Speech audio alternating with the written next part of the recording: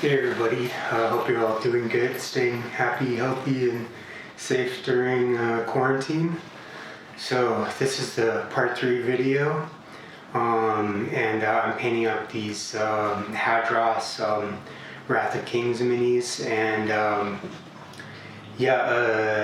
so part 1 we did paint prep, like base assembly, paint prep, like gap filling and zenithal prime and all that. Part 2 we did the Deepmen, the troops guys, and then these guys are the big kind of like headquarters, like sergeant, like captain units of the squad, you know? They have these awesome sail fin, like mohawk things, and I'm definitely going to be using them in my D&D game. And I've said this before, I'm pretty sad that CMON abandoned this game because, like I use a lot of minis for D&D, but I do like skirmish games, and I don't like to play army mini games, but I like skirmish games. So I'm kind of bummed that this has gone the way of the dodo. But yeah. Anyways, we'll get on with painting these guys.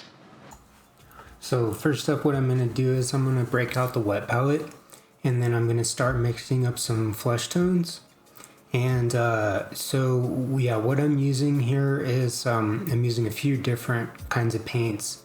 I'm using some game ink, some Vallejo game ink, some P3 heavy body kind of acrylics, and then I'm using some model color, which is like a very thin acrylic in the tube.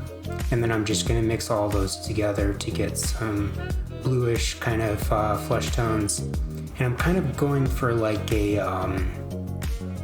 sort of like a great white shark kind of skin tone scheme on these guys, or like maybe a swordfish if I was getting really ambitious and wanted to do something really ambitious with the sail on top of their head.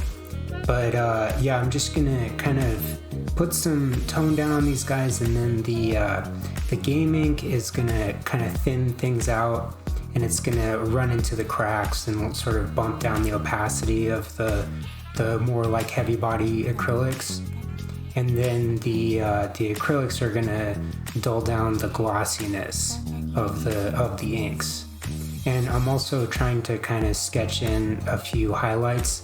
So this is just going to be a thin glaze that I'm putting over my zenithal prime, and then I'm just going to kind of sketch in some lights and darks while I have the wet palette out and wet blend all that together.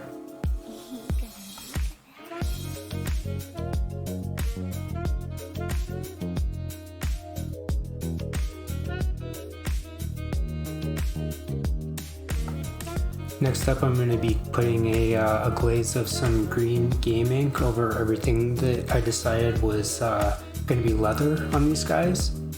And I've done this with every one of my Hadross up until this point. Like every single one of them has had sort of a greenish tone to their leather. And it's just kind of a like stylistic choice on my part, I guess, because what I want them to look like is that their leather is made out of like, I don't know, like a sea ray or something, or like a squid, or not like a conventional type of leather, like a greenish, everything has a greenish tint to it. And also I want to keep that kind of aquatic look to them, like maybe gives them a little bit of extra camouflage or something, and that they're under the water a lot. But the game inks tend to dry a little bit glossy, a little bit glossier than I would like.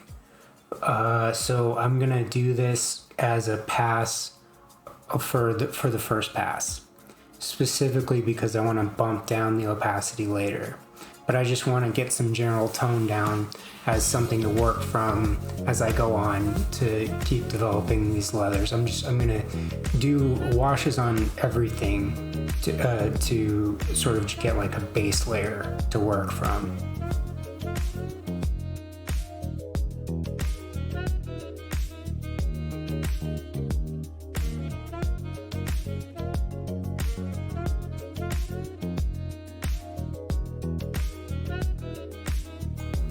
And next I'm gonna come in with some game color wash, and this is a black wash. It's not a game ink, it's like a shader. So I'm not really trying to get a whole lot of tone out of this. I'm just gonna start developing some shadows for my metallic stuff. So yeah, I decided that, and I've done this on all of these guys, that they have like sort of like a brass, like bronzy kind of alloy armor. So what I'm doing is I'm gonna go ahead and paint in my shadows. I'm just gonna do a pass with some of this black shader, and I'm just gonna paint in those black metallic shadows. And then I'm gonna go over things with this kind of bronze glaze to pick up the reflective metal parts. So anything that's black on these guys, I'm gonna leave it black because that's gonna be like more of a deep recessed shadow, or like maybe like some dirt and grime on metal, you know. And then, but these are gonna help me to develop the metals later. So I want to keep my highlights, and I want them to actually be kind of bright for my thin metallic metal pass that I do after this.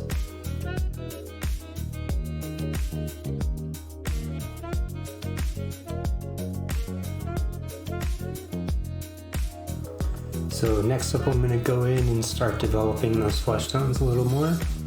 And I've got this Vallejo Fantasy Pale Flesh color, and it's definitely much more of like a heavy body kind of acrylic. And then this P3 Eldritch Green, and both of them are going to be more opaque and then have a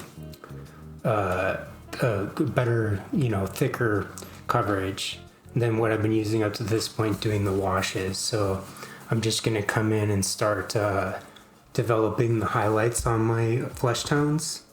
And but the less is more. Like I want to keep all of my shadows, and I want to keep those like dark blue, and then I want to put these kind of like teal and white highlights on the tops of the models. And I'm definitely going to be developing the sail and the working on the face a lot, and like hands and things like that, because I want those to stand out. I want those to be focal points on the model.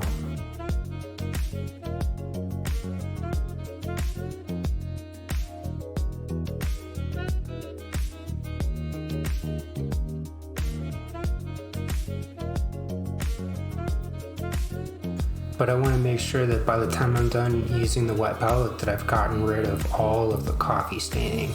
And I don't really want any glossiness from the inks either. So any kind of washes that I'm doing, I'm making sure that my highlights are pretty well developed. And then I can have the dark blues or the blacks or greens or whatever in the recesses and the shadows. But any highlights, I want those to be more developed and defined.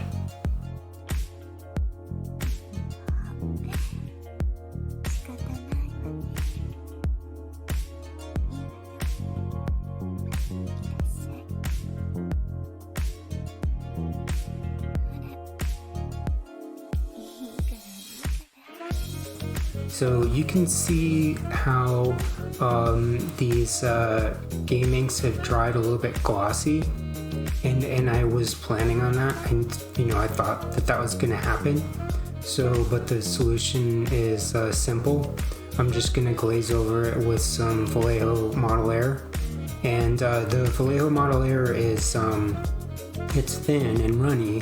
It's a very thin paint because it's designed to run through the airbrush, but it's also not so opaque, so it acts more like a filter or a glaze, and it's just going to tone down all of those. It's going to change those greens into browns, and I want that. I want the kinds of like brownish looking or greenish looking brown leather. And then that's going to be my last wet palette pass for the leather on these guys, and that's just going to put down all that general tone that I want to work from later to have this kind of greenish brown leather to develop later.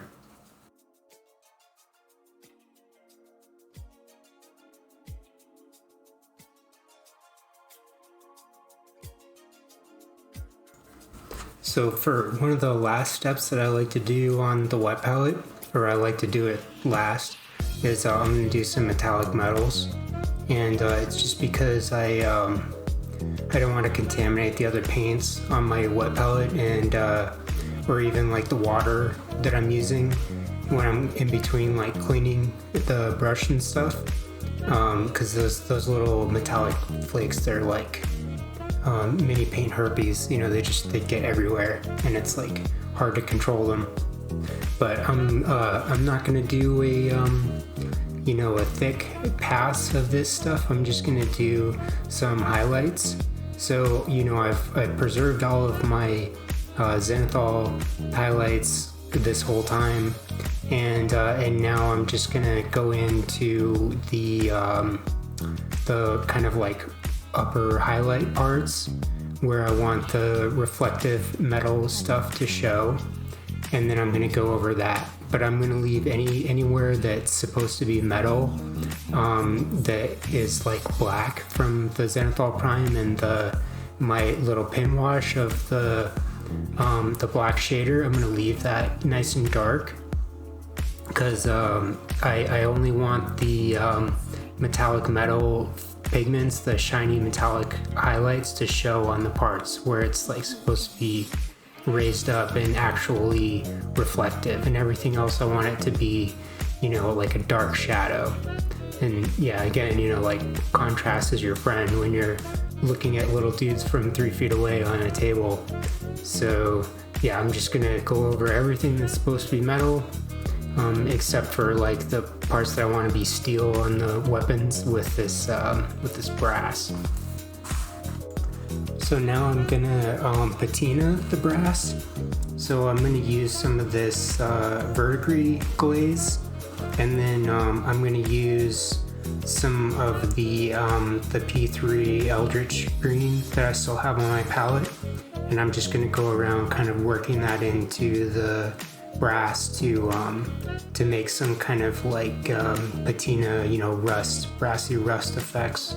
But I'm gonna focus again, on the highlights, on the parts where it would actually be visible, because in the I don't want any light green in my deep recessed shadows. I want it to be in the part that's like reflective and highlight brass parts. Everywhere else I'm gonna leave it a nice dark shadow.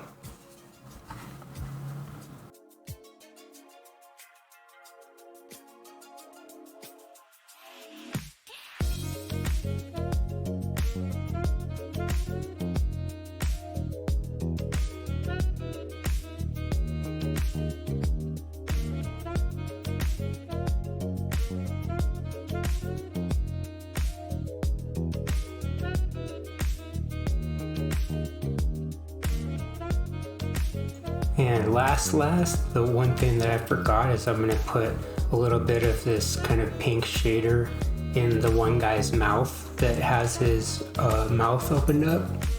And then I'm gonna go ahead and put away the wet palette, because everything else that I'm gonna do after this, I'm gonna be doing some different stuff. Put away the wet palette and let everything dry. Take the dog for a walk, walk away from it.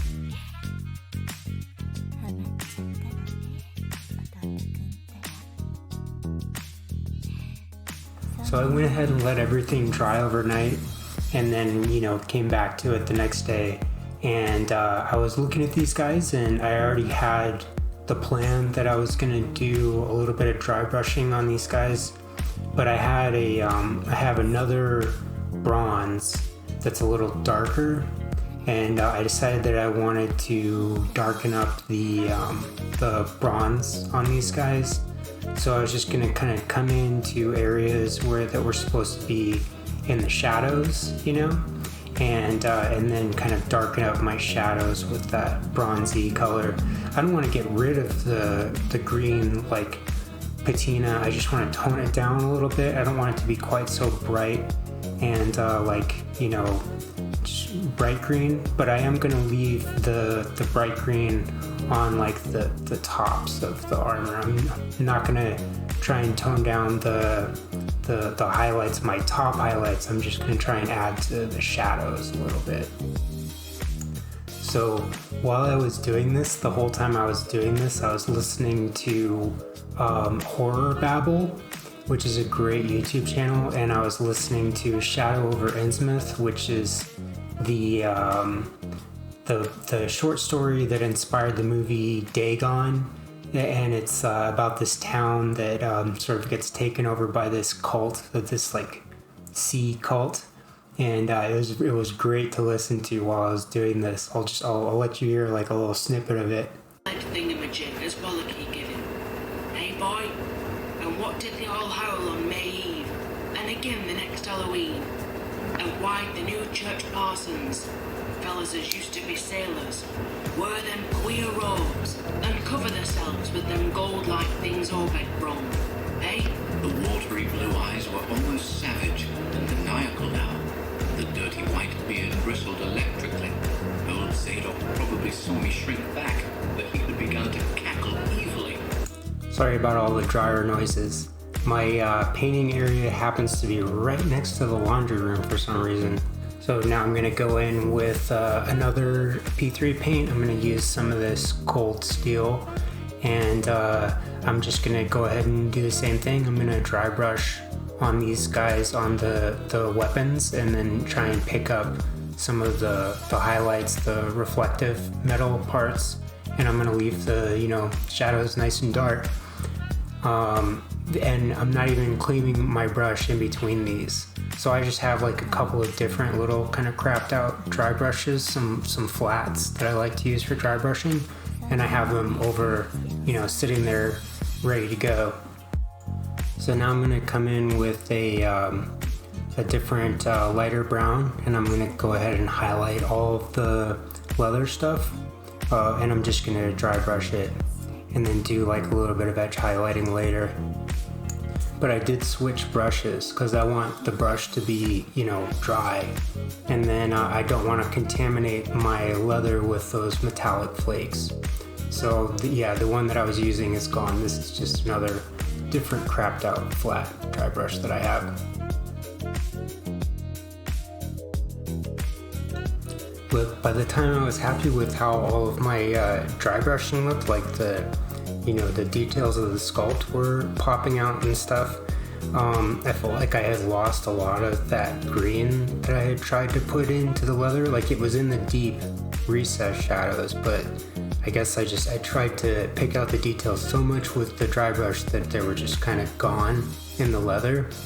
So next I'm just gonna do a little bit of edge highlighting on this guy with the same paint, and then I'm gonna go over everything with a green shader to try and put some of that green back into the highlights, and then like tie everything together with my my edge highlighting and my dry brushing and my shadows to make it look a little more green. But I'm trying to make those highlights kind of high key highlights, and so they're going to be bright, but after I do the shader, it'll kind of blend everything together and it'll make them look a little bit more green, which is what I want. So I'm just going to do edge highlighting to like pick out details and work on the leather in different places.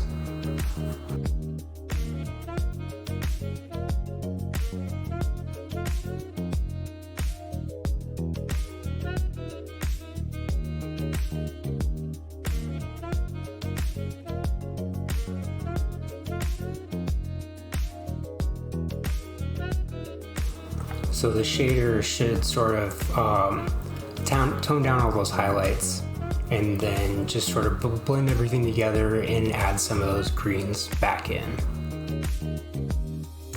But I don't want to let it pool in any of the cracks. I just kind of want to put it more in the highlights more than anything, because this green is actually lighter than my dark brown. So it'll look weird if it pulls in the cracks. So I'm going to try and pull it up and then keep it on the more on the highlights to tone down my high key highlights.